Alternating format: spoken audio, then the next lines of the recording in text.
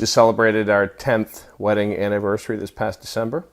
We have a 4-year-old and a 2-year-old. Yes, definitely the primary breadwinner. I love entertaining. I love telling stories. I love the creativity of being an anchor person. I love writing.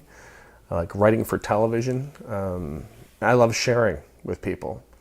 I love everything about the job. Well, it was a typical morning in the Goddard household, Tuesday, May the 10th, and I woke up and I had the sports on. I had sports TV blaring in the background as I tended to my kids, and I heard the story of this particular agent, NHL agent Todd Reynolds, who basically voiced his disappointment with Sean Avery, who was supporting this so-called marriage equality in New York. And you don't hear of these stories in sports TV, let alone in Canadian sports television. So my ears perked up right away, and went to Todd Reynolds' Twitter page and saw his comments, and I had garnered so much respect for the man just in that moment right there. And then when I saw the responses that he was getting, just awful, hateful things that were being said about this man, I described it to my wife. It's like a flick kind of switched on, and it wasn't dissimilar to driving down the road and seeing some guy being jumped by 5 others. Your inclination is to go out and help.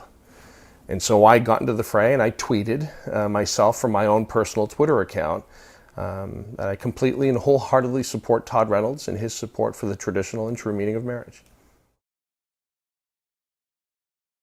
Scott Woodgate, the Vice President of News and Information, made that phone call. When I went into the office, I had noticed there was another gentleman there, Wayne Smith, who was the Vice President of Human Resources. So I knew something was up. I mean, even on the way into work, I wasn't really thinking that I was going to lose my job.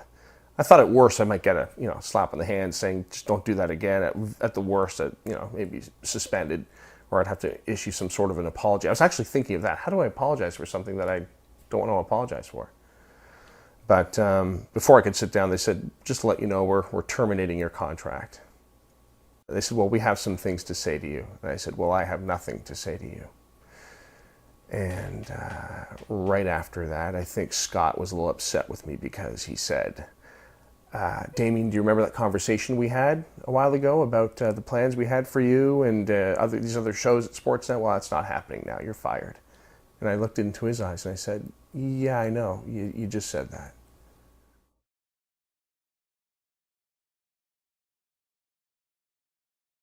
If we do not do anything or say anything or put pressure on our government leaders to ensure that this does not happen again, if we don't do that, it's going to get worse.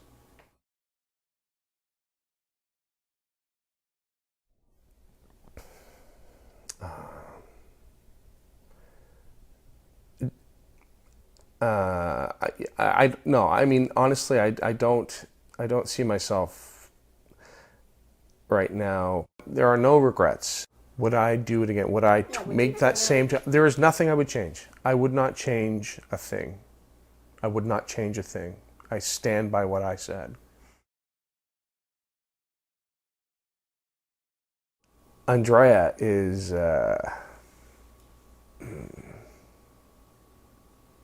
yeah. Andrea is amazing. I can't not speak about God when talking about Andrea because I see them together.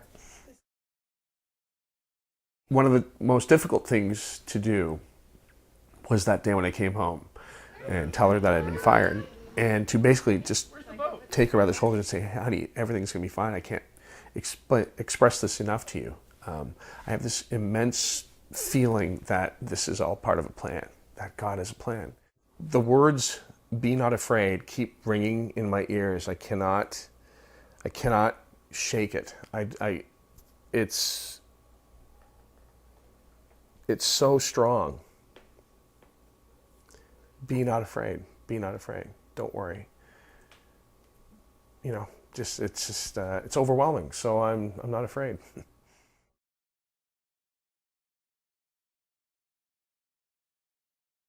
I was being asked, what does this have to do with you and your life and your marriage to your wife? 11 years later, I lost my job for saying, I believe in one man and one woman. I think we need a huge amount of perspective here. I just lost my job. It's not like this is 1917 Russia and I was hauled out in front of my house and shot in front of my family. I lost my job. I hope to find another job sometime soon. But it's got to stop. Like, we have to stop it from escalating, from getting any worse than what it is right now. There is a fight that's underway, well underway. And we have to make a decision. Each of us have to make a choice. Speak up.